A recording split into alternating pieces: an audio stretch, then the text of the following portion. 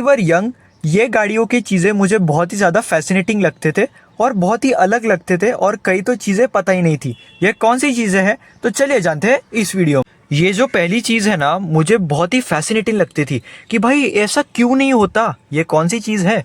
ये देखो, ये इधर आपको कोई भी हैंडल नहीं दिया जाता एज़ कम्पेयर टू वहाँ दिया जाता है, इधर भी दिया जाता है एंड इवन पीछे भी दिया जाता है। तो फिर मेरे पापा जी ने बताया मुझे कि भाई छोटे बच्चे ऐसा नहीं होता, कि हमें क्या करना रहता है जब भी आप ड्राइवर सीट पे बैठते हो तो हम कहाँ ही पकड़ेंगे भाई, या हैंडल पकड़ के क्या ही करेंगे। तो हम क्या करते हैं कि देखो जब भी हम ड्राइवर सीट पे बैठते हैं तो हमारे दोनों हाथ तो स्टेयरिंग पे रहते हैं, सो इसकी कोई ज़रूरत ही नहीं है।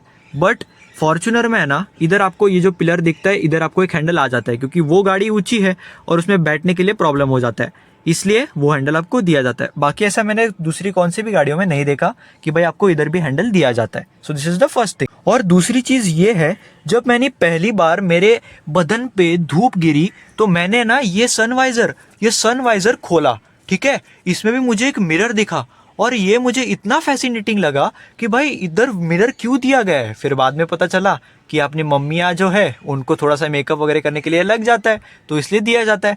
एंड सेम केस भाई इधर क्यों नहीं दिया गया। बट कैसा है कि बहुत सारी गाड़ियों में बाद में इधर भी मिरर दिया गया था एंड बाद में जो लग्जरी कार्स थे उनमें इधर लाइट्स भी दिए जाते थे। So that's a really good feature. और इसमें भी बहुत तगड़ी फैसिनेटिंग चीज़ मुझे ये लगती थी, आपको दिखाता हूँ।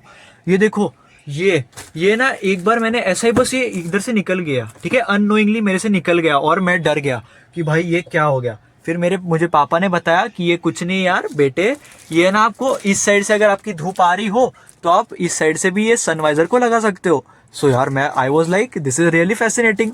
हाँ, और ये जो है दूसरी चीज़ मुझे बहुत ही फैसिनेटिंग लगी भी थी। एंड ये जो तीसरी चीज़ है वो भी बहुत मुझे इंटरेस्टिंग लगती थी।